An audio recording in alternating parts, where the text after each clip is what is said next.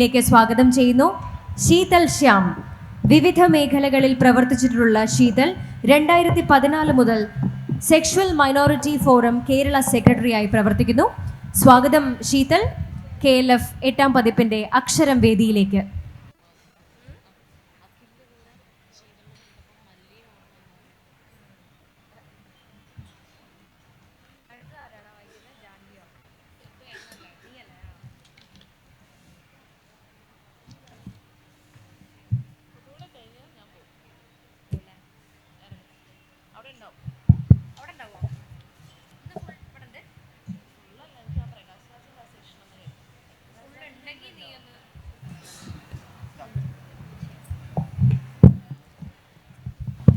എല്ലാവർക്കും നമസ്കാരം. KLFൻ്റെ 8ാമത് എഡിഷനിലേക്ക് എവരെയും സ്വാഗതം ചെയ്യുന്നു. ഇപ്പോൾ ഈ വേദിയിൽ റാമും ആനന്ദിയും എന്ന പുസ്തകത്തെ പറ്റിയുള്ള ചർച്ചയാണ്. പുസ്തകത്തിൻ്റെ രചയിതാവായിട്ടുള്ള അഖിൽ പി ധർമ്മജൻ നമ്മളോടൊപ്പം ഉണ്ട്. അഖിലിനെ ഈ വേദിയിലേക്ക് ഏറ്റവും സ്നേഹത്തോടു കൂടി സ്വാഗതം ചെയ്യുന്നു. നമുക്ക് വളരെ കുറച്ച് സമയമാണുള്ളത്.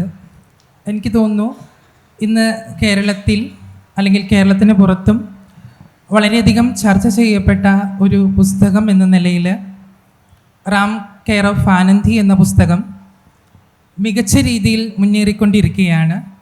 അത് ഇന്നിൻ്റെ കാലയളവിൽ യുവാക്കൾക്കിടയിലും പുതിയ തലമുറക്കിടയിലും നിലനിൽക്കുന്ന തലമുറക്കിടയിലൊക്കെ വളരെയധികം സ്വാധീനം ചെലുത്തിയിട്ടുണ്ട്.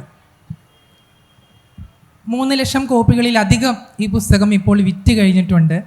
അതിലുപരി 50ാമത്തെ എഡിഷനാണ് ഈ പുസ്തകം ഇപ്പോൾ നിലവിൽ നിലനിൽക്കുന്നത്. ഈ ചർച്ചയ്ക്ക് ശേഷം ഈ പുസ്തകത്തിൻ്റെ ഇംഗ്ലീഷ് പതിപ്പ് ഈ വേദിയിൽ വെച്ച് തന്നെ പ്രകാശനം ചെയ്യപ്പെടുകയാണ്. അതിൻ്റെ ആശംസകൾ കൂടി ഞാൻ അഖിലിന് നേരാണ്.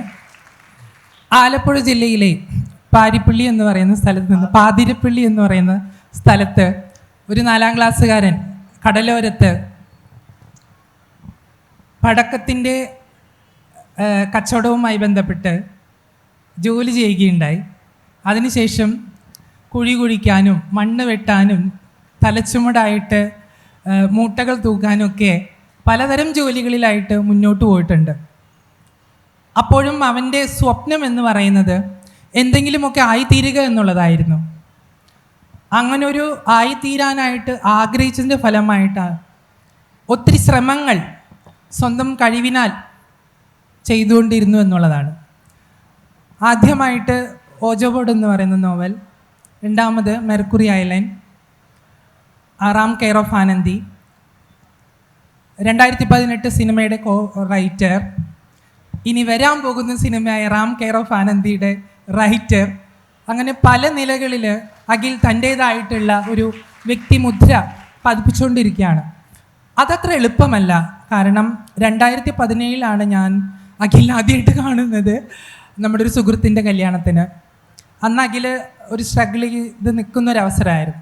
അതിൽ നിന്ന് ഈ 2025 ഇവിടെ എത്തി നിൽക്കുമ്പോൾ എന്ത് തോന്നുന്നു? എന്തായിരുന്നു അതിൻ്റെ ഒരു പ്രയാണത്തിൻ്റെ? എല്ലാവർക്കും നമസ്കാരം. നെഞ്ച് കടന്നിങ്ങനെ ഇടിച്ചുകൊണ്ടിരിക്കുക ഇത്രയും പേരെ കണ്ടിട്ട്. സത്യമായിട്ടും ഇപ്പം ശീതൾ പറഞ്ഞ പോലെ, ശീതളെന്ന് വിളിക്കാമല്ലോ, കുഴപ്പമില്ല, പേര് വിളിക്കാമല്ലോ. ഓക്കെ. പെട്ടെന്ന് ആ ഇൻഫർമേഷനൊക്കെ എവിടെ നിന്ന് കിട്ടി? ഞാൻ ആ തലച്ചുമടിൻ്റെയൊക്കെ ഞാൻ കുറച്ച് ഇൻ്റർവ്യൂസ് ഒക്കെ കണ്ടു. ഓക്കെ. അത് പറഞ്ഞപ്പോൾ പെട്ടെന്ന് ഒരു മൊമെൻ്റ് ഓർമ്മ വന്നു. കളമശ്ശേരിയിൽ എലൈറ്റ് കേക്ക് എന്ന് പറഞ്ഞൊരു ഇൻഡസ്ട്രി ഉണ്ട്. അവിടെ നിങ്ങൾ എലൈറ്റ് കേക്ക് കഴിക്കുന്നതായിരിക്കും. അപ്പം ഞാൻ +2 കഴിഞ്ഞിട്ട് അവിടെ ജോലിക്ക് കയറി. ഈ കഴിക്കുന്ന കേക്കിൻ്റെ മൈദ, പഞ്ചസാര ഇതൊക്കെ ലോറിയിൽ രാത്രി വരും. അപ്പോൾ യൂണിയൻകാരുണ്ടാകത്തില്ല.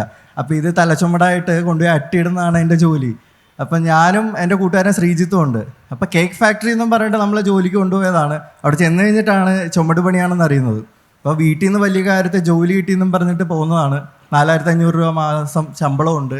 അപ്പം അങ്ങനെയൊക്കെ വിചാരിച്ച് അവിടെ ചെന്നപ്പോൾ ഇതാണ് ജോലി. രാത്രി നന്നായിട്ട് ഉറങ്ങി വരുമ്പോൾ 2 മണിയാകുമ്പോൾ തമിഴ്നാട്ടിൽ നിന്ന് ലോഡ് വന്നു, മൈദ ചാക്ക് വന്നു എന്നൊക്കെ പറയും. അപ്പോൾ നമ്മൾ പെട്ടെന്ന് ജോലി തീർക്കാൻ വേണ്ടിയിട്ട് 50 കിലോയുടെ മൈദ ചാക്ക. അന്ന് എനിക്ക് 52, ഇത്രയും വെയിറ്റ് ഒന്നുമില്ല, 52 കിലോ ഉള്ളൂ ഞാൻ. അപ്പോൾ 2 ചാക്ക് 100 കിലോയുടെ ചാക്ക് ഞാൻ തലയിൽ വെച്ചിട്ട് സ്റ്റെപ്പ് കയറി പോകും. അപ്പോൾ ഈ സ്റ്റെപ്പ് കയറുന്ന അവിടെ എന്തിനാണെന്നറിയില്ല, ഒരു കണ്ണാടി പൊട്ടിയ വലിയൊരു കണ്ണാടി അവിടെ വെച്ചിട്ടുണ്ട്. അപ്പം ഞാൻ ആലോചിച്ചിട്ടുണ്ട്, ദൈവമേ ഞാൻ ഒരു കഴുതയാണോ, എൻ്റെ തല തന്നിട്ടുള്ളത് എനിക്ക് ഈ ഭാരം ചുമക്കാൻ വേണ്ടിയിട്ടാണോ എന്നും പറഞ്ഞിട്ട് ഞാൻ ആലോചിച്ചിട്ടുണ്ട്. ഞാനിത് ഒരു വേദിയിലും പറഞ്ഞിട്ടില്ല, അത് ഇൻസൾട്ട് കൊണ്ടൊന്നുമല്ല, ഞാനിനി എൻ്റെ ദാരിദ്ര്യം എന്തെങ്കിലും പറഞ്ഞ് മാർക്കറ്റ് ചെയ്യുന്ന ആരും പറയാതിരിക്കാൻ വേണ്ടിയിട്ടാണ്. ഇപ്പം ശീതൾ പറഞ്ഞുകൊണ്ട് മാത്രം പറയുന്നതാണ്. അപ്പോൾ ആ ഒരു ചുമട് ചുമക്കുന്ന ജോലി നിന്നിട്ട് രാത്രി ഞാനും ആ ശ്രീജിത്തും കൂടി ഇരുന്നിട്ട് കരയും. അതായത് ഞങ്ങളവിടെ ഒന്ന് പെട്ടുപോയതാണെന്ന് വിചാരിച്ചിട്ട്. അവനിപ്പോൾ നേവിയിലെ ഓഫീസറാണ്, ഞാനിപ്പോൾ അതാ ഈ വേദിയിൽ നിങ്ങളുടെ മുന്നിൽ വന്നിരിക്കുകയാണ്. അപ്പോൾ ഈ ഒരു 2025 എത്തി നിൽക്കുമ്പോൾ എന്ത് നേടിയെന്ന് ചോദിച്ചു കഴിഞ്ഞാൽ, തല ചുമന്ന തല കൊണ്ട് എഴുതിയ ഭാരം ചുമന്ന തല കൊണ്ട് ചിന്തിച്ചെഴുതിയ കഥകൾ കൊണ്ട് ഇത്രയും ആൾക്കാരെ നേടിയെന്ന് എനിക്ക് പറയാനുള്ളത്. ഒത്തിരി സന്തോഷം. അത് എനിക്കും പറയാനുണ്ട്. കാരണം ഞാൻ ഒരു ട്രാൻസ് കമ്മ്യൂണിറ്റി എന്ന നിലയിൽ പലപ്പോഴും വിദ്യാഭ്യാസത്തിൻ്റെ പ്രശ്നങ്ങളുണ്ട്, അവർക്ക് സാമൂഹികമായി ഇടപെടുന്ന പ്രശ്നങ്ങളുണ്ട്, പുസ്തകങ്ങളുമായി ബന്ധപ്പെട്ട പ്രശ്നങ്ങളുണ്ട്, അവർക്ക് വായിക്കാനോ അതിനുള്ള സമയങ്ങളൊന്നും കിട്ടാറില്ല. പക്ഷേ റാം കെയർ ഓഫ് ആനന്ദി ഇറങ്ങിയതിന് ശേഷം, അത് വായിച്ചതിന് ശേഷം എൻ്റെ സമൂഹത്തിൽപ്പെട്ടവർ ആ പുസ്തകത്തെ വളരെയധികം നെഞ്ചോട് പിടിച്ചിട്ടുണ്ടെന്നുള്ളതാണ്. അത് ഞാൻ പറയാൻ പ്രധാന കാരണം, പുസ്തകങ്ങൾ പലപ്പോഴും പലർക്കും റെഫർ ചെയ്യുമ്പോൾ അവർ പലപ്പോഴും പുസ്തകങ്ങളെ നോക്കാറ് പോലും ഇല്ല പലപ്പോഴും. കാരണം അവരുടെ ജീവിത സാഹചര്യം അങ്ങനെയാണ്. പുസ്തകങ്ങളെ നോക്കാനോ പുസ്തകങ്ങളുമായിട്ട് മുമ്പോട്ട് പോകാനോ അതിനുള്ള ഒരു സാഹചര്യം പലർക്കുമില്ല. അപ്പം ഇങ്ങനൊരു കഥാപാത്രത്തെ ഒരു സഹതാപതരത്തിലെങ്കിലും അല്ലെങ്കിൽ അവരുടെ ജീവിതത്തിൻ്റെ വ്യത്യസ്ത ഇടവഴികളിലൂടെ സഞ്ചരിപ്പിക്കാനായിട്ട് മല്ലി എന്നൊരു കഥാപാത്രത്തെ ഇൻപുട്ട് ചെയ്തുകൊണ്ട് വലിയൊരു വിസിബിലിറ്റിക്ക് വഴി തെളിയിച്ചിട്ടുണ്ട്. ആസ് എ പേഴ്സൺ ഞാനത് കണ്ടുകൊണ്ടിരിക്കുകയാണ്. കാരണം വളരെ ട്രാൻസ്ഫോബിക് ആയിട്ടുള്ള കേരള സമൂഹത്തിൽ മല്ലി എന്ന കഥാപാത്രത്തെ സ്നേഹിച്ചുകൊണ്ട് ഒത്തിരി പേര് സംസാരിക്കുന്നുണ്ട്. ആഫ്റ്റർ കൊറോണയ്ക്ക് ശേഷം ഈ പുസ്തകത്തിൻ്റെ ഒരു സാധ്യത വളരെയധികം വർദ്ധിച്ചത് എനിക്ക് തോന്നുന്നു കൂടുതൽ സോഷ്യൽ മീഡിയയിലാണ്. എനിക്ക് തോന്നുന്നു വ്ളോഗർമാരായിട്ടുള്ള ആളുകൾ ഈ ബുക്സിനെ കുറിച്ച് റിവ്യൂസ് ഇടുന്നുണ്ട്, റീൽസ് വരുന്നുണ്ട്, ഫേസ്ബുക്കിൽ എഴുത്തുകൾ വരുന്നുണ്ട്.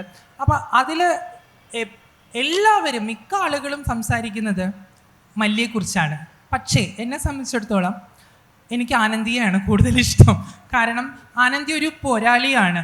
ആനന്ദി വളരെയധികം രഹസ്യങ്ങൾ സൂക്ഷിക്കുകയും വളരെയധികം കഷ്ടപ്പെടുകയും മുൻപോട്ട് പോവുകയും ചെയ്യുന്ന ഒരാളായിട്ട് എനിക്ക് ആനന്ദിയെ ഫീൽ ചെയ്തിട്ടുണ്ട്.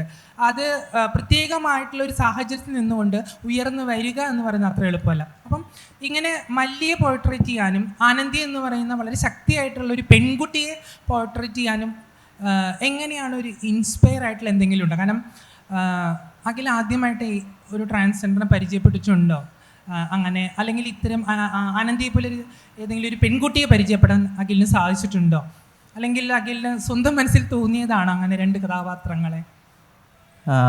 മല്ലിയെ പോലെ ഒരുപാട് പേരെ ഞാൻ ചെന്നൈയിൽ വെച്ച് കണ്ടിട്ടുണ്ടായിരുന്നു. ഞാൻ ഒരു ദിവസം ട്രെയിനിൽ പോകുമ്പോൾ ഭിക്ഷ എടുക്കാനായിട്ട് ഒരാൾ എനിക്ക് ആദ്യമായിട്ട് വരിക. ഒരിക്കലും ആലപ്പുഴയിൽ ജീവിച്ച എനിക്ക് അങ്ങനെ ഒരു എക്സ്പീരിയൻസ് എനിക്ക് ഉണ്ടായിട്ടില്ല.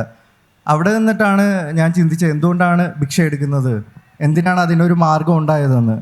അപ്പോൾ അന്വേഷിച്ചപ്പോൾ അവർക്ക് താമസിക്കാൻ ഒരു സൗകര്യം അവിടെ കിട്ടാറില്ല, ജോലി കിട്ടാറില്ല എന്നൊക്കെ അറിഞ്ഞു. അപ്പോൾ എനിക്ക് തോന്നി എൻ്റെ ഒരു കഥാപാത്രം ഇത് വേണം, എന്തൊക്കെയാണ് സഫർ ചെയ്തിട്ടുള്ളതെന്ന് അറിയിക്കണം എന്ന് തോന്നിയിട്ടാണ് മല്ലീനെ കൊണ്ടുവന്നത്. പിന്നെ ആനന്ദീനെ കാട്ടിൽ സത്യം പറഞ്ഞു കഴിഞ്ഞാൽ എനിക്കിഷ്ടം മല്ലീനെ തന്നെയാണ്. കാരണം കുറച്ചുകൂടെ ഇമ്പോർട്ടൻസ് കൊടുത്ത് എഴുതിയതും മല്ലിക്ക് തന്നെയാണ്. പ്രൂഫ് വായിച്ചിട്ടുള്ള 2 പേര് ഇവിടെ ഉണ്ട്. എല്ലായിടത്തും ഞാൻ പറയുന്നതാണ്. അവിടെ ഇരിക്കുന്ന പച്ച ടീഷർട്ടും പച്ച ഷർട്ടും കവർ ഡിസൈനറൂടെയാണ് ഹരിൻ കൈരളി പുന്നപ്പുറ. ആ പച്ച ടീഷർട്ട് ഇട്ടിട്ട് കണ്ണാടി വെച്ച ആള്. അപ്പോൾ ആൾക്ക് ഒരു കയ്യടി കൊടുക്കണേ. അപ്പോൾ അവർ പ്രൂഫ് വായിച്ചപ്പോൾ എനിക്ക് പറഞ്ഞു, എടാ ഇത് നായികനെക്കാട്ടിൽ ഉയർന്ന് നിൽക്കുന്നുണ്ട്. ഞാൻ പറഞ്ഞു അത് നിൽക്കണം, അങ്ങനെ തന്നെ നിൽക്കണമെന്ന് പറഞ്ഞു. പിന്നെ ആനന്ദിയിലേക്ക് എത്തുകയാണെങ്കിൽ ആനന്ദി ഫിക്ഷനാണ് കംപ്ലീറ്റ്ലി. കുറേ ആൾക്കാരുടെ എക്സ്പീരിയൻസ്, പിന്നെ വായിക്കാത്തവർക്ക് ട്വിസ്റ്റാണ് എന്നാലും പറയാം. ശ്രീലങ്കയിൽ താമസിച്ചിട്ടുള്ള ഒരുപാട് പേരുടെ ജീവിതങ്ങൾ പഠിച്ചു, അവരെ പറ്റി അന്വേഷിച്ചു. പിന്നെ അവിടെ നിന്ന് പുറപ്പെട്ടു പോയിട്ടുള്ള കുറേ ആൾക്കാരുണ്ട്, അവരവിടെ എത്തിച്ചേർന്നോ എന്ന് അന്വേഷിച്ചു. അങ്ങനെ ഒരുപാട് റിസർച്ച് ചെയ്തതിൽ നിന്നിട്ടാണ് വന്നിട്ടുള്ളത്. പിന്നെ കാരണം നമ്മൾ ഇതൊരു ഇമ്പോർട്ടൻ്റ് ആയിട്ട് നടന്നിട്ടുള്ള ഒരു കാര്യമായതുകൊണ്ട് തന്നെ നമ്മൾ അതിൻ്റെ അകത്ത് എന്തെങ്കിലും എഴുതുമ്പോൾ അത്രയും റിസർച്ച് ചെയ്തില്ലെങ്കിൽ ആൾക്കാർ എല്ലാവരും ഇതൊക്കെ എക്സ്പീരിയൻസ് ചെയ്തിട്ടുള്ളതും ന്യൂസ് വായിച്ചിട്ടുള്ള ആൾക്കാരുമാണ്. എന്തെങ്കിലും ഒരു പോരായ്മ എവിടെയെങ്കിലും വന്നിട്ടുണ്ടെങ്കിൽ ആൾക്കാരത് വലിച്ചു കീറും. അപ്പോൾ അതുകൊണ്ട് തന്നെ അത്രയും ഇമ്പോർട്ടൻസ് നോക്കിയിട്ടാണ് എഴുതിയിട്ടുള്ളത്. ഒന്ന് ഈ ക്രിറ്റിസിസം ഈ പുസ്തകത്തിൻ്റെ മേൽ ഒരുപാട് ഞാൻ കേട്ടിട്ടുണ്ട്. അതിൽ പ്രധാന ക്രിറ്റിസിസം എന്ന് പറയുന്നത് ക്രിഞ്ചാണ്, സിനിമാറ്റിക് ആണെന്നുള്ള രീതിയിലാണ്. പക്ഷേ എന്നെ സംബന്ധിച്ചിടത്തോളം ഇങ്ങനൊരു നോവൽ വായിക്കുമ്പോൾ അതൊരു ക്രിഞ്ചല്ല ശരിക്കും. കാരണം ഞാൻ ചെന്നൈയിൽ പോയിട്ടുള്ള ആളാണ്, ബാംഗ്ലൂർ പോയിട്ടുള്ള ആളാണ്, ഇന്ത്യയുടെ വിവിധ സംസ്ഥാനങ്ങളിൽ പോയിട്ടുള്ള ആളാണ്. അതുകൊണ്ട് തന്നെ അതിൽ പ്രധാന കഥാപാത്രമായിട്ടുള്ള മല്ലിയുടെ ജീവിതാവസ്ഥയെ വളരെ കൃത്യമായിട്ട് തന്നെ വരച്ച് കാണിക്കാൻ സാധിച്ചിട്ടുണ്ട്. ആ സാധ്യത എന്ന് പറയുന്നത് അവരുടെ ജീവിതത്തെ അടുത്തറിയാനും അവരുടെ ജീവിതത്തെ കുറച്ചുകൂടി മനസ്സിലാക്കാനും സാധാരണക്കാർക്ക് പറ്റുന്ന രീതിയിലാണ് അഖിൽ അത് എഴുതിയിട്ടുള്ളത്. മലയാളത്തിൽ അങ്ങനെ എഴുതപ്പെട്ട ഒരു പുസ്തകം, ഞാൻ പറഞ്ഞ സാധാരണക്കാർക്ക് മനസ്സിലാവുന്ന ഒരു പുസ്തകം ഞാൻ ഇതുവരെ എൻ്റെ വായനയുടെ പരിമിതി ആയിരിക്കാം, പക്ഷെ എനിക്കിതുവരെ കാണാൻ സാധിച്ചിട്ടില്ല. കാരണം വളരെ വളരെ റിയലായിട്ടാണ് എഴുതിയിട്ടുള്ളതെന്നാണ് ഞാൻ മനസ്സിലാക്കിയിട്ടുള്ളത്.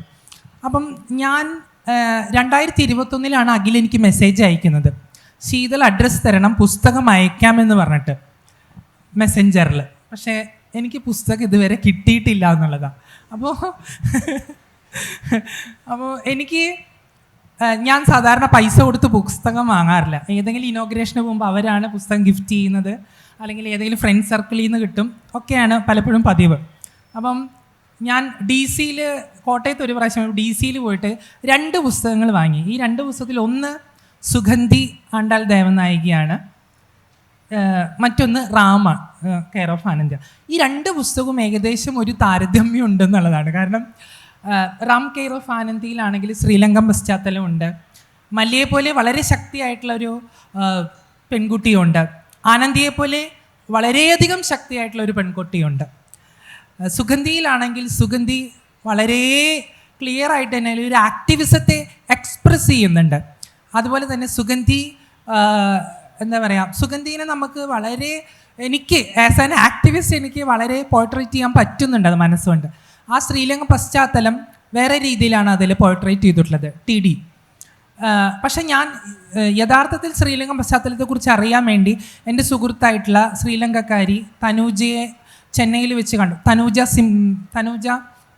സിംഹം എന്നാണ് അവർ പേര്. അക്കയല്ലേ? യെസ്.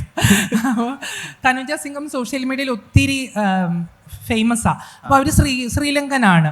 അപ്പോൾ അവരോട് ഞാൻ ചോദിച്ചാൽ എന്താണ് ശരിക്കും അവരവിടെ ചെറുപ്പകാലത്തിൽ LTTയുടെ ശ്രീലങ്കൻ സൈന്യത്തിൻ്റെയൊക്കെ ഈ ഇരകളായി തീർന്നിട്ടുള്ള ആളാണ്. അപ്പോൾ അവരാണ് യഥാർത്ഥത്തിൽ കാര്യങ്ങൾ പറഞ്ഞു തരുന്നത്, അതിൻ്റെ യഥാർത്ഥ വശം എന്താണെന്ന്. അപ്പോൾ എങ്ങനെയാണ് ശ്രീലങ്കൻ പശ്ചാത്തലത്തിലേക്ക് പോകാനുണ്ടായിട്ടുള്ള ഒരു കാരണം, അത് ഇൻപുട്ട് ചെയ്യാനുണ്ടായിട്ടുള്ള ഒരു കാരണം? പറയാം. ഞാൻ പറഞ്ഞിട്ടുള്ള പല വേദിയിൽ, എന്നാലും ഒന്നുകൂടെ റിപ്പീറ്റ് ചെയ്യാം. ഞാൻ ഫിലിം അക്കാഡമിയിലാണ് പഠിച്ചത് ചെന്നൈയിൽ. അപ്പോൾ ക്ലാസ്സിൽ ഒരു ശ്രീലങ്കക്കാരനുണ്ട്. അപ്പോൾ തൊട്ടപ്പുറത്തെ ഹോസ്റ്റലിലാണ് താമസിക്കുന്നത്. അപ്പോൾ ഞങ്ങൾ ക്ലാസ് തുടങ്ങി കുറച്ച് ദിവസം കഴിഞ്ഞപ്പോൾ നമ്മൾ ഹോസ്റ്റലിൽ പോകും വൈകുന്നേരം. അപ്പോൾ ഒരു ദിവസം നമ്മൾ ക്ലാസ്സിൽ നിന്നിട്ട് പോവുക, ഹോസ്റ്റലിൽ പോയിരുന്നപ്പോൾ ഇവൻ ഷർട്ട് മാറ്റിയിട്ട് ടീഷർട്ട് ഇടുകയാണ് റൂമിൽ വന്നിട്ട്. അപ്പം ഞാൻ നോക്കിയപ്പോൾ ശരീരത്ത് നിറയെ പാടാണ്. അപ്പം ഞാൻ ചോദിച്ചു ഇതെന്ത് പറ്റിയെന്ന് ചോദിച്ചപ്പോൾ പറഞ്ഞു ഷെല്ല് പൊട്ടിത്തെറിച്ചതാന്ന് പറഞ്ഞു. അപ്പം ഞാൻ ചോദിച്ചു ഷെല്ല് പൊട്ടിത്തെറിക്കുമോ, നമുക്ക് അങ്ങനെ ഒരു എക്സ്പീരിയൻസ് ഇല്ല. അപ്പോഴാണ് അവൻ പറഞ്ഞു തന്നത്, യുദ്ധസമയത്ത് ശ്രീലങ്കയിൽ കൊണ്ടുവന്നിട്ട് ഷെല്ലിടും ഇവർ താമസിക്കുന്നിടത്ത്. അപ്പോൾ ഇത് പൊട്ടിത്തെറിച്ചിട്ട് ചിലരുടെ ഹൃദയത്തിലോ അവിടെ ഇവിടെയൊക്കെ കയറിയിട്ട് ഇവർ ട്രീറ്റ്മെൻറ്റ് കിട്ടാതെ പുഴുത്താൻ മരിക്കുന്നത്. അപ്പോൾ ആ സമയത്ത് അവൻ്റെ ദേഹത്തും കയറി, ഭാഗ്യത്തിൽ അതെല്ലാം എടുത്ത് കളഞ്ഞതുകൊണ്ട് അവൻ രക്ഷപ്പെട്ടു. പിന്നെ അതുമല്ല, അവന് 14 വയസ്സിൽ കല്യാണം കഴിച്ചു എന്ന് പറഞ്ഞു. എനിക്കത് ഭയങ്കര ഞെട്ടലായിരുന്നു. അപ്പം ഞാൻ ചോദിച്ചു പെൺകുട്ടിക്കും 14 വയസ്സ്. അതെന്താണെന്ന് ചോദിച്ചപ്പോഴാണ് പറഞ്ഞത്, അവിടെ പെൺകുട്ടികൾ മെച്ചുവേർഡായ അപ്പം തന്നെ കല്യാണം കഴിപ്പിച്ചേക്കും, കാരണം അങ്ങനെയാണ് അവിടുത്തെ അവസ്ഥയെന്ന് പറഞ്ഞു. ആ 2 കാര്യങ്ങൾ എന്നെ ഭയങ്കരമായിട്ട് സ്ട്രൈക്ക് ചെയ്തു. 14 വയസ്സെന്ന് പറയുന്നത് നമ്മുടെ ഇവിടെ സ്കൂൾ കുട്ടിയാണ്. അപ്പോൾ എന്തുകൊണ്ട് അങ്ങനെ എന്ന് ചിന്തിച്ചപ്പോൾ ഇതിനെപ്പറ്റി ഞാൻ പഠിക്കാൻ തുടങ്ങി. പിന്നെ അവൻ്റെയൊക്കെ ഞാൻ എപ്പോഴും വിളിച്ചിട്ട് ചോദിക്കും. ഇപ്പോൾ റാം കെയർ ഓഫ് ആനന്ദി ഇറങ്ങിയ ഓരോ അച്ചീവ്മെൻറ്റ്സിലും ഞാൻ അവനെ വിളിച്ചിട്ട് പറയും കാര്യങ്ങൾ. അവനാണ് എനിക്ക് ഒരുപാട് പേരെ പരിചയപ്പെടുത്തി തന്നത്. പിന്നെ ആനന്ദിയുടെ അമ്മയുടെ ഒരു ഇത് പറയുന്നുണ്ട് ഇതിൻ്റെ അകത്ത്, ഒരു എക്സ്പീരിയൻസ്. അത് അവൻ്റെ ഒരു കസിൻ പെങ്ങൾക്കുണ്ടായ ഒരു എക്സ്പീരിയൻസ് ആണ്. ഭയങ്കര പറയുമ്പോൾ ഇങ്ങനെ കരയുകയാണ് ആളിരുന്നിട്ട്. അപ്പോൾ അതുകൊണ്ടാണ് ഞാനത് ആനന്ദിയുടെ അമ്മയുടെ ഇതിലായിട്ട് ആഡ് ചെയ്ത് ഞാൻ എഴുതിയിട്ടുള്ള ആ ഒരു ബാക്ക് സ്റ്റോറിയിൽ എഴുതിയിട്ടുള്ളത്. അങ്ങനെയാണ് അതിലെത്തിയത്. ഞാൻ മല്ലീനെ കുറിച്ച് കൂടുതൽ ചോദിക്കുന്നതുകൊണ്ട് പ്രേക്ഷകരൊന്നും വിചാരിക്കരുത്. കാരണം പല വേദിയിലും അഖിൽ ഒത്തിരി വേദികളിൽ, ഫെസ്റ്റിവലുകളിലും മറ്റ് പ്രോഗ്രാമുകളിലൊക്കെ പങ്കെടുക്കുമ്പോൾ ഈ നോവലിൻ്റെ മൊത്തം ചർച്ചയെക്കുറിച്ചാണ് സംസാരിക്കുന്നത്. പക്ഷേ നമ്മൾ ഇവിടെ സംസാരിക്കുന്നത് വെച്ചാൽ ഞാൻ പ്രതിനിധീകരിക്കുന്ന ഒരു സമൂഹത്തെ കൂടുതൽ വിസിബിൾ ആക്കാനും അവരെ എക്സ്പ്രസീവ് ആക്കാനും കൂടി വേണ്ടി തന്നെയാണ്, മനഃപൂർവ്വമാണ് അങ്ങനെ ചോദ്യങ്ങൾ ചോദിക്കുന്നത്. കാരണം നിങ്ങളിവിടെ പരിശോധിച്ചാൽ അറിയാം എത്ര ട്രാൻസ് പേഴ്സൺസ് ഇവിടെ ഉണ്ടെന്ന്. അപ്പോൾ ഞാനോ ശാന്തയെ പോലെ ഉള്ള ഒരു വ്യക്തി മാത്രമേ ഉണ്ടാവുള്ളൂ ട്രാൻസ് വ്യക്തികളായിട്ട്, അല്ലെങ്കിൽ ആൽബിനെ പോലെ ഒരു വ്യക്തി ഉണ്ടാവുള്ളൂ. ബാക്കി സിസ്ജെൻഡർ പേഴ്സൺസോ അല്ലെങ്കിൽ മറ്റ് ക്യൂർ ഐഡൻറ്റിറ്റീസോ ഉണ്ടാവുള്ളൂ. അപ്പം ഇത്രയധികം വൈകിയുണ്ട്, സോറി വൈകിയുണ്ട്. അപ്പം വളരെ കുറച്ച് ആളുകളെ ഈ കൂട്ടത്തിലുള്ളൂ ഇത്രയധികം സിസ്ജെൻഡർ പേഴ്സൺസ് നിൽക്കുന്നിടത്ത്. എനിക്ക് ചോദിക്കാനുള്ളത്, ഈ നോവലിന് ശേഷം ഒത്തിരി വിസിബിലിറ്റി ട്രാൻസ് സമൂഹത്തിന് ലഭിച്ചിട്ടുണ്ട്, പ്രത്യേകിച്ച് അവരുടെ എഴുത്തുകളിൽ, അവരുടെ രചനകളിൽ, അവരുടെ നിലനിൽപ്പിൽ ഒക്കെ. പലപ്പോഴും മല്ലിയുടെ കഥാപാത്രത്തെ ഇൻസ്പയർ ആയിട്ട് പറഞ്ഞു. എനിക്ക് പല ആളുകളും വോയിസ് മെസ്സേജ് അയക്കും, ഇൻസ്റ്റയിൽ ടെക്സ്റ്റ് ചെയ്യുമ്പോഴൊക്കെ പറയാറുണ്ട്, അഖിലിൻ്റെ പുസ്തകം വായിച്ചിട്ട് പലപ്പോഴും സന്തോഷം തോന്നിയിട്ടുണ്ട്, സങ്കടം തോന്നിയിട്ടുണ്ട്, പലതരം വികാരങ്ങൾ അനുഭവിച്ചറിയാൻ കഴിഞ്ഞിട്ടുണ്ട്. അപ്പം അഖിലിന് എന്തു തോന്നുന്നു, ഈ പുസ്തകം എഴുതിയതിന് ശേഷം കമ്മ്യൂണിറ്റിയുടെ വിസിബിലിറ്റിയിൽ എന്തെങ്കിലും മാറ്റം വന്നിട്ടുണ്ടോ? അഖിലിനോട് പേഴ്സണലി ഈ കമ്മ്യൂണിറ്റിയിൽപ്പെട്ട ആരെങ്കിലും അതിനെക്കുറിച്ച് ഷെയർ ചെയ്തിട്ടുണ്ടോ? അല്ലെങ്കിൽ അഖിലിനെ ഇപ്പോൾ കൊളാബ് ചെയ്യുമ്പോഴോ അല്ലെങ്കിൽ ഇതുമായി ഈ പുസ്തകവുമായി ചർച്ചകളിൽ പ്രേക്ഷകരിൽ നിന്ന് അത്തരം വിഷയങ്ങളിൽ എന്തെങ്കിലും തരത്തിലുള്ള ഒരു റെസ്പോൺസ് ഉണ്ടായിട്ടുണ്ടോ എന്നുള്ളത്? എനിക്ക് ഒരുപാട് പേര് എനിക്ക് മെസ്സേജ് അയക്കാറുണ്ട്, ഫാമിലിയിൽ നിന്ന് നേരിട്ടിട്ടുള്ള. ഇപ്പം മല്ലിയുടെ ആണെങ്കിലും അതിൻ്റെ അകത്തൊരു പോർഷനുണ്ട് ബുള്ളറ്റുമായിട്ട് വീട്ടിൽ പോകുന്നത്. അതുപോലെ തന്നെ ഒരുപാട് പേർക്ക് ഫാമിലിയിലേക്ക് തിരിച്ചു പോകാനായിട്ട് പറ്റാത്ത സിറ്റുവേഷൻ ഉണ്ടായിട്ടുണ്ട്. സ്വന്തം ഇപ്പോൾ ഒരു രൂപത്തിൽ നമ്മൾ ജനിച്ചു എന്ന് പറഞ്ഞാൽ അതിൽ തന്നെ തുടരണമെന്നില്ല. ഒരാളുടെ ഇഷ്ടമാണ് എന്തിൽ തുടരണമെന്ന്, അത് അയാളുടെ സ്വാതന്ത്ര്യമാണ്. അപ്പോൾ അതിനെ തുറന്നു പറയുന്ന സമയത്ത് കളിയാക്കും, ഇഷ്ടംപോലെ ആൾ കളിയാക്കും ഇല്ലേ. ഇൻസ്റ്റയിൽ അഖിലിനും സോഷ്യൽ മീഡിയ കമന്റ്സ് ഒക്കെ കിട്ടാറുണ്ട്. നമ്മളൊരു ഫോട്ടോ ടാഗ് ചെയ്തിട്ടപ്പോൾ ഞാൻ കണ്ടു, കമന്റ്സ് വായിച്ചു. അതിൻ്റെ അകത്ത് കുറേ ചീത്ത, എന്നെ എന്തൊക്കെയോ എൻ്റെ അച്ഛനെ അമ്മേനെയൊക്കെ സ്മരിക്കുന്നുണ്ട് അതിൻ്റെ അകത്ത്. അപ്പോൾ അത്രയും സ്നേഹമുള്ള കുറേ ആൾക്കാർ ഇവിടെ ഉണ്ട്. അപ്പോൾ അത് അക്സെപ്റ്റ് ചെയ്യാനായിട്ട് പറ്റാത്ത ഒരു സമൂഹം ഉണ്ട് ഇവിടെ. നമുക്കൊരിക്കലും കുറ്റം പറയാൻ പറ്റില്ല, കാരണം എല്ലാവരും വളർന്നു വന്നതിൻ്റെ ചുറ്റുപാടിൻ്റെ ഒരു ഇതുകൊണ്ട് എനിക്ക് തോന്നുന്നത് കുറച്ചുകൂടെ മുന്നോട്ട് പോകുമ്പോൾ, ഒരു 10 വർഷം കൂടെയൊക്കെ മുന്നോട്ട് പോകുമ്പോൾ കുറച്ചുകൂടെ മാറ്റം ഇവിടെ ഉണ്ടാവുമെന്ന് ഞാൻ എക്സ്പെക്റ്റ് ചെയ്യുന്നു, പ്രതീക്ഷിക്കുന്നു. അല്ല, പ്രതീക്ഷയാണല്ലോ നമ്മുടെ എല്ലാം ഇതെന്ന് പറയുന്നത്. അപ്പോൾ അങ്ങനെയുള്ളതാണ്. പിന്നെ അല്ലാതെ ഇപ്പോൾ വൈഗ ഇവിടെ വന്നിരിക്കുകയാണ്. വൈഗേനൊക്കെ അടുത്ത സുഹൃത്തായിട്ട്, സഹോദരിയെ പോലെയാണ്, സുഹൃത്തായിട്ട് എനിക്ക് ലഭിച്ചതൊക്കെ ആ ഒരു ബുക്ക് കാരണമാണ്. ബുക്കും അത് ഒരിക്കലും ഒരു ട്രാൻസ് പേഴ്സൺ മാത്രമല്ല, ഒരുപാട് സുഹൃത്തുക്കളെ എനിക്ക് റാം കെയർ ഓഫ് ആനന്ദി കൊണ്ട് കിട്ടിയിട്ടുണ്ട്. എനിക്ക് തോന്നുന്നത് എൻ്റെ ലൈഫിൽ ഉള്ള ഒരു 90% സുഹൃത്തുക്കളും എനിക്ക് പുസ്തകങ്ങളിലൂടെ, അക്ഷരങ്ങളിലൂടെയും കിട്ടിയിട്ടുള്ള ആൾക്കാരാണ്. അപ്പോൾ അവരൊക്കെ ഭയങ്കര ജെന്യൂനായിട്ടുള്ള ആൾക്കാരായിട്ടാണ് എനിക്ക് തോന്നിയിട്ടുള്ളത്. ഒത്തിരി സന്തോഷം. നമുക്കധികം സമയമില്ല, ഞാൻ അവസാനത്തെ ക്വസ്റ്റ്യനിലേക്ക് കിടക്കാണ്. ഇപ്പം റാം കെയർ ഓഫ് ആനന്ദി വളരെ സെലിബ്രേറ്റ് ചെയ്യുന്ന ഒരു വേള കൂടിയാണ് ഈ അവസരത്തിൽ. അപ്പം ഇംഗ്ലീഷ് പതിപ്പ് ഇന്ന് പ്രകാശനം ചെയ്യപ്പെടുകയാണ്. എന്താണ് ആ ഇംഗ്ലീഷ് പതിപ്പിനെ കുറിച്ച് പറയാനുള്ളത്? അതുപോലെ തന്നെ റാം കെയർ ഓഫ് ആനന്ദി സിനിമയാക്കാൻ പോവാണ്. അപ്പം അതിൽ ഓഡിഷൻ ചെയ്യാൻ പോവാന്ന് പറയുന്നുണ്ട്. അപ്പോൾ അതിൽ മല്ലിയുടെ കഥാപാത്രം ഒരു ട്രാൻസ് പേഴ്സൺ ആയിരിക്കുമോ അതോ സിസ്ജെൻഡർ പേഴ്സൺ ആയിരിക്കുമോ എന്നുള്ളൊരു ചോദ്യം കൂടി. അല്ല, ഞാൻ പറഞ്ഞിട്ടുണ്ട്, ഡയറക്ടറിനൊക്കെ പറഞ്ഞിട്ടുണ്ട്, റിയലായിട്ടൊരു ഓഡീഷൻ വെച്ചിട്ട് ട്രാൻസ് ആയിട്ടുള്ള ഒരാൾ തന്നെ വേണമെന്ന് ഞാൻ പറഞ്ഞിട്ടുണ്ട്. അതങ്ങനെ തന്നെ ആയിരിക്കുമെന്ന് ഞാൻ പ്രതീക്ഷിക്കുന്നു. പിന്നെ രണ്ടാമത്തെ ഒരു കാര്യം, ഇതിൻ്റെ റൈറ്റർ ഞാനാണെന്ന് പറഞ്ഞു, സിനിമയിലല്ല. അതുകൂടെ ഞാൻ പറയാം. കാരണം ഞാൻ ഈ ബുക്ക് എടുത്തിട്ട് സ്ക്രിപ്റ്റ് ചെയ്യാനായിട്ട് ശ്രമിച്ചിട്ട് എനിക്ക് ട്രിം ചെയ്യാൻ പറ്റുന്നില്ല. കാരണം ഒരു പോർഷൻ കട്ട് ചെയ്യുമ്പോൾ എനിക്ക് ഭയങ്കര വിഷമമാണ്. ഞാൻ പറഞ്ഞു, നിങ്ങൾ ആരെങ്കിലും കൊണ്ട് സ്ക്രിപ്റ്റ് ചെയ്യിച്ചോളൂ, എനിക്കിത് പറ്റില്ല. ലാസ്റ്റ് ഞാനൊന്ന് ഇരിക്കാം അതിൻ്റെ അകത്തെന്ന് പറഞ്ഞു. എനിക്കറിയാം അതിനെ എനിക്ക് കൊണ്ടുതരാൻ പോകുന്ന എന്തെങ്കിലും ഗുണങ്ങളും ഒക്കെ എനിക്കറിയാം. പക്ഷേ എനിക്ക് അതിനെ, പുസ്തകത്തെ ഒരിക്കലും എനിക്ക് വെട്ടിക്കീറാൻ പറ്റുന്നില്ല. അതുകൊണ്ട് ഞാൻ അവർക്ക് കൊടുത്തിരിക്കുകയാണ്. അപ്പം അതുകൂടെ ഞാൻ പറയുകയാണ്. ഓക്കെ. പിന്നെ വേറൊരു കാര്യം കൂടി, ഇപ്പോൾ ഇവിടെ ഇംഗ്ലീഷ് ബുക്കിൻ്റെ പ്രകാശനം നടക്കാൻ പോവുകയാണ്. ആദ്യമായിട്ടാണെന്ന് തോന്നുന്നു ഇത്ര ആൾക്കാരുടെ മുന്നിൽ വെച്ചിട്ട് എൻ്റെ ഒരു ബുക്ക് പ്രകാശനം ചെയ്യുന്നത്. പിന്നെ ഞാൻ മലയാളം മീഡിയത്തിലാണ് പഠിച്ചത്, എനിക്ക് ഇംഗ്ലീഷ് അത്ര വശമില്ല. രശ്മി ഇവിടുത്തെ എഡിറ്ററിനൊന്നും ഇപ്പോഴും അറിയത്തില്ല ഞാൻ എങ്ങനെയൊക്കെയോ പിടിച്ചു നിൽക്കുന്നത്. ഇവർ മെസ്സേജ് അയക്കുമ്പോൾ ഞാൻ എക്കകത്തിടും, എന്താണെന്ന് നോക്കും, എന്നിട്ട് റിപ്ലൈ അയച്ചു കൊടുക്കും. നിങ്ങൾ വിചാരിച്ചിരിക്കുന്നത് ഞാൻ ഭയങ്കര ചുമ്മാ തള്ളാണ്. ഇംഗ്ലീഷ് അറിയുന്നേക്കാൾ വളരെ അഭിമാനപൂർവ്വം ഇവിടെ ഇരിക്കുന്ന ഒരാളാണ്. അതുകൊണ്ട് തന്നെ എനിക്ക് തോന്നുന്നു വിദ്യാഭ്യാസത്തെക്കാൾ ഉപരി അറിവും അവനവൻ്റെ ആ ഒരു പ്രയത്നം തന്നെയാണ് അഖിലിനെ വേദിയിൽ ഇരുത്തിയിട്ടുള്ളത്. പിന്നെ ആദ്യമായിട്ട് ഞാൻ വായിക്കാൻ പോകുന്ന ഇംഗ്ലീഷ് ബുക്ക് എൻ്റെ ബുക്ക് തന്നെയാണ്, റാം കെയർ ഓഫ് ആനന്ദി. നമുക്ക് കുറച്ച് സമയമുള്ളൂ, ഇനി ചോദ്യങ്ങളിലേക്ക് കടക്കാം. നിങ്ങൾക്ക് ഒത്തിരി ചോദ്യങ്ങൾ ഉണ്ടായിരിക്കും. ഞാൻ വളരെ കുറച്ചാണ് അഖിലുമായിട്ട് സംസാരിച്ചത്, കാരണം നമ്മൾ മിക്കപ്പോഴും കാണുന്ന ആളുകളാണ്. അപ്പം ഈ സെഷന് പോലും വളരെ കുറച്ച് സമയം നമുക്കുള്ളൂ. അതുകൊണ്ട് തന്നെ നിങ്ങൾക്ക് ഈ പുസ്തകവുമായി ബന്ധപ്പെട്ടും അഖിലുമായി ബന്ധപ്പെട്ടും എന്തെങ്കിലും ചോദ്യങ്ങളുണ്ടെങ്കിൽ നിങ്ങൾക്ക് ചോദിക്കാം. ഒരു 5 മിനിറ്റ്സേ നമുക്കുള്ളൂ കേട്ടോ. ഞാൻ തന്നെ ചോദിക്കാം. ഞാൻ ഇത്രയും നാളായിട്ട് കാത്തിരുന്ന് ചോദിക്കണം എന്ന് വെച്ചൊരു ചോദ്യമാണ്. 2021 DC ഹുസൈൻ്റെ KLF വേദിയിൽ നിന്ന് ഒഴിവാക്കിയ ഒരു വ്യക്തിയാണ് അഖിൽ P ധർമ്മജൻ. ഓക്കെ, അത് എനിക്ക് തോന്നുന്നു നമ്മൾ അടുത്ത സുഹൃത്തുക്കൾക്ക് അറിയാവുന്ന കാര്യമാണ്. അതേ വേദിയിൽ ഇത്രയും ക്രൗഡിന് മുന്നിൽ ഇങ്ങനെ ഇരിക്കുമ്പോൾ നിനക്ക് എന്താ തോന്നുന്നത്? എനിക്കന്ന് ഭയങ്കര സങ്കടം ഉണ്ടായിരുന്നു. ഞാൻ പോസ്റ്റ് ഒരു ഇതിട്ടായിരുന്നു, ഞാൻ എല്ലാ ദിവസവും നോക്കും മെയില് DC വന്നിട്ടുണ്ടോ, ഇൻവൈറ്റ് ചെയ്തിട്ടുണ്ടോ എന്ന്. അപ്പോൾ ലാസ്റ്റ് KLFൻ്റെ തലേദിവസം പോലും മെയിൽ വരാഞ്ഞപ്പോൾ ഞാൻ പോസ്റ്റ് ഇട്ടു, ഞാൻ വരുന്നില്ല, എനിക്ക് നിങ്ങളെ കാണാനായിട്ട് ഭാഗ്യമില്ല എന്ന്. പക്ഷേ ഇത്തവണ എനിക്ക് ഇന്നലെ 3 സെഷൻ, ഇന്ന് 1 സെഷൻ, 4 സെഷനാണ് ടോട്ടലുള്ളത്. അതിൽ വെരി പ്രൗഡ്. പിന്നെ എന്ത് പറയാനാ, ഇത് പല ആൾക്കാരും കോഴിക്കോടൊക്കെ ബസ് സ്റ്റാൻഡിലൊക്കെ ഞാൻ ബുക്ക് കൊണ്ട് നടന്ന് വിറ്റപ്പോൾ വാങ്ങിയിട്ടുള്ള ആൾക്കാരാണ് ഞാൻ കണ്ടു, 2-3 പേരെയൊക്കെ. അപ്പോൾ അവർ എന്നെ ഇപ്പോൾ കാണുമ്പോൾ അവർക്ക് തോന്നുന്ന ആ സന്തോഷം ഉണ്ടല്ലോ, അതിൻ്റെ ഇരട്ടിയാണ് എൻ്റെ സന്തോഷം. അതും എനിക്ക് പറയാനുള്ളത്. വേറൊന്നും ഇല്ല, ഭയങ്കര സന്തോഷമാണ്. ഞാൻ ഇത്രയും ആൾക്കാരെൻ്റെ ലൈഫിൽ ഞാൻ അങ്ങനെ പിടിച്ചു വെച്ചിരിക്കുക വിറച്ചിട്ട്. ഇത്രയും ഭയങ്കര സന്തോഷം, അത്രേ ഉള്ളൂ, വേറൊന്നുമില്ല. Thank U.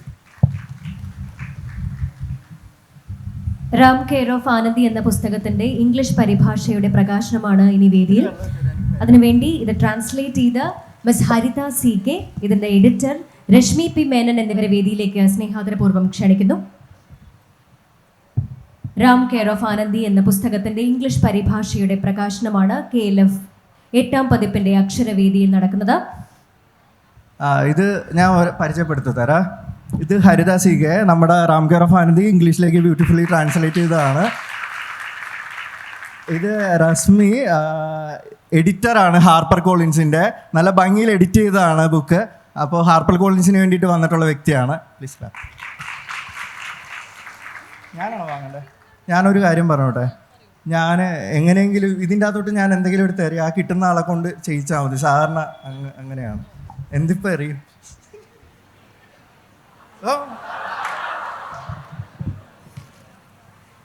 എറിഞ്ഞോട്ടെ അത്. പ്ലീസ് പ്ലീസ് പ്ലീസ് പ്ലീസ് ഒരു മിനിറ്റ് ഒന്ന് ഞാൻ എറിയാണേ കേട്ടോ. എങ്ങോട്ട് എറിയും? തിരിഞ്ഞു എറിയാണേ. ആർക്കാ ചോദ്യം ചോദിച്ച ആൾക്ക് തന്നെ കിട്ടിയത്?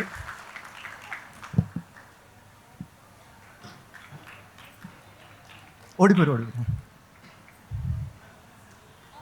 ഓക്കെ. ഒന്ന് പേരൊന്ന് പറഞ്ഞൊന്ന് പരിചയപ്പെടും. എൻ്റെ പേര് soya.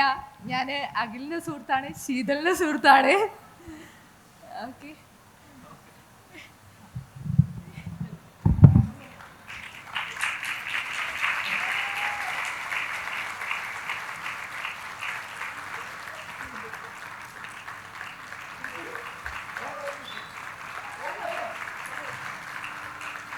Ram care of Anandi എന്ന പുസ്തകത്തിന്റെ ഇംഗ്ലീഷ് പരിഭാഷയുടെ പ്രകാശനം നിർവഹിച്ചിരിക്കുന്നു. Thank you very much everyone. Thank you Akhil, thank you Sheethal Shyam, thank you Haritha, thank you Reshmi, and thank you Soya. Thank you very much.